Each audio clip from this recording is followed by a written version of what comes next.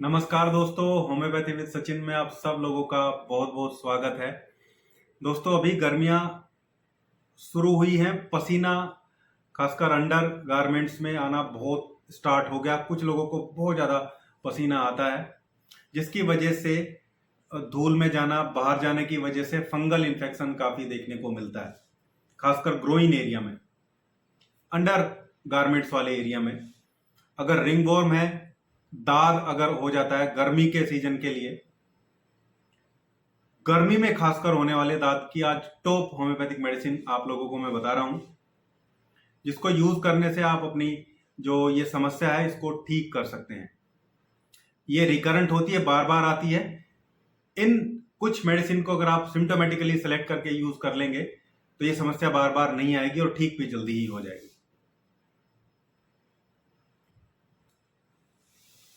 चलिए स्टार्ट करते हैं आज का वीडियो। दोस्तों, अगर आप लोग चैनल पे नए हैं और अभी तक आप लोगों ने सब्सक्राइब नहीं किया है चैनल को, तो एक बार चैनल को सब्सक्राइब जरूर करिएगा। साथ में बेल आइकन को भी प्रेस करिए ताकि आने वाले सभी वीडियो के नोटिफिकेशन आपको टाइमली मिलते रहे। दोस्तों, अभी गर्मी जैसे जैसे स्टार्ट हो रही है, ये अगले 3 से 4 महीने गर्मी के ही हैं। पसीना आना स्टार्ट होता है।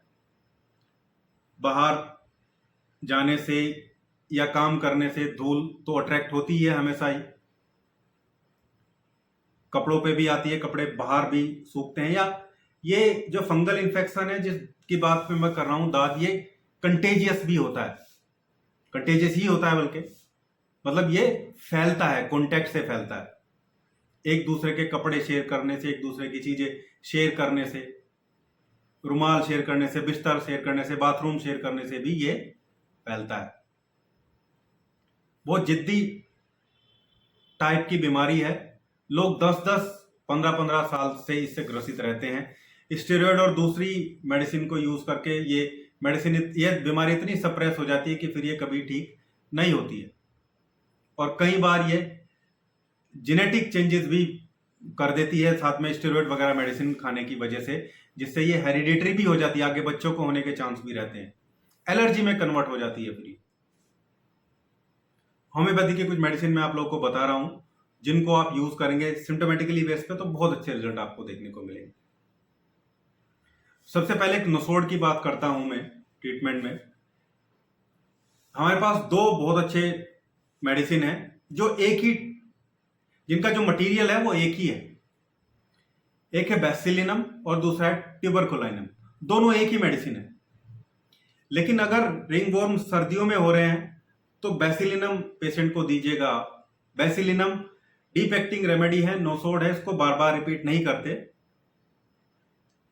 इसको 200 पोटेंसी आप सप्ताह में एक बार पेशेंट को दे सकते हैं, या 1000 पोटेंसी की 2 ड्रॉप पेशेंट के जीभ पे डाल सकते हैं आप एक महीने में एक बार, अगर सर्दी में। लेकिन क्योंकि हम आज गर्मी की बात कर रहे हैं, तो गर्मी के लिए जो नोसोड है, जो इंपॉर्टेंट मेडिसिन है, वो है ट्यूबरकुलिनम।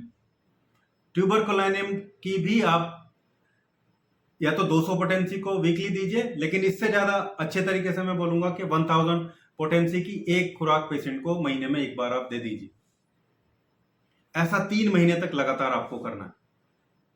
मतलब हर महीने उसको ट्यूबरकुलिनम 1000 1 m पोटेंसी की एक खुराक पेशेंट को जीभ पे देनी है। जिस दिन पेशेंट को ये मेडिसिन आप देंगे ट्यूबरकुलिनम, उस दिन बाकी सब मेडिसिन को बंद रखेंगे, जो भी उसकी सिम्टोमेटिकली मेडिसिन सेलेक्ट होकर आती है। अब बढ़ते हैं आगे। अब कौन सी मेडिसिन हमें देनी है? ये तो नोसोड हो गया, एक मेडिसिन उसको दे दी हमने। अब उसके सिम्टम के अकॉर्डिंग हम क्या दें? अब यहां पे 2 चीज आपको देखनी है। रिंगवॉर्म है, लीजन उसका बना हुआ है, गोल लीजन बना हुआ है, और उसमें खुजली नहीं है, ना के बराबर कोई खास खुजली नहीं है, तो ऐसे केस में आपको टेलुरियम देना है। टेलुरियम 30 पोटेंसी की 2-2 बूंदे दिन में 2 से 3 बार। लोग ऐसे ही टेलुरियम को देते रहते हैं, वो ठीक नहीं है। खुजली ना के बराबर है, बहुत कम खुजली है तो ही टेलुरियम काम करता है।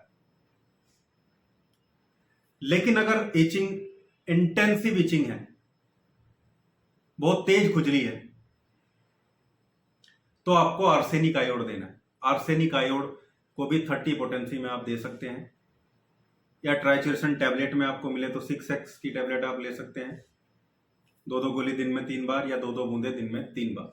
आर्सेनिक आयोड बहुत अच्छी मेडिसिन है जब रिंगवर्म है, ग्रोइन एरिया में रिंगवर्म की बात कर रहे हैं और उसमें खुजली है। नेक्स्ट जो हमारी मेडिसिन है वो है सल्फर। सल्फर भी डीप एक्टिंग रेमेडी है। ये ऐसे लोगों को हमें जो है देनी है जिन लोगों को इचिंग होती है ग्रोइन एरिया में, और इतनी इचिंग होती है कि वो स्क्रैच करके वहां से खून निकल आता है, फिर जलन होती है बहुत ज्यादा इचिंग करने के बाद में, और ऐसे लोगों की नहाने की प्रवृत्ति थोड़ी कम रहती है। थोड़े आलसी से टाइप के लोग मिलेंगे, नहाना कम पसंद करेंगे।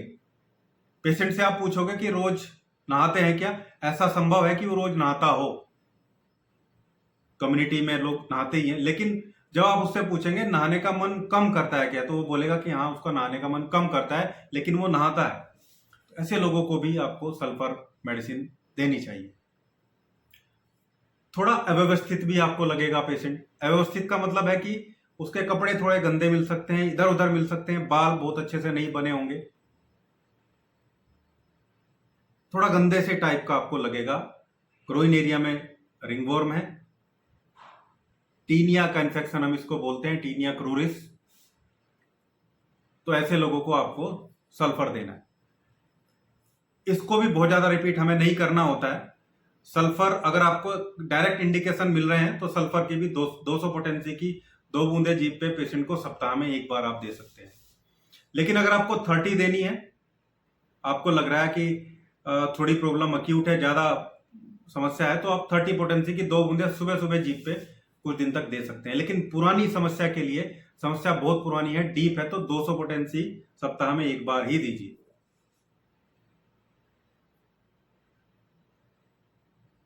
नेक्स्ट हमारी जो रेमेडी है वो है आर्सेनिक एल्बम।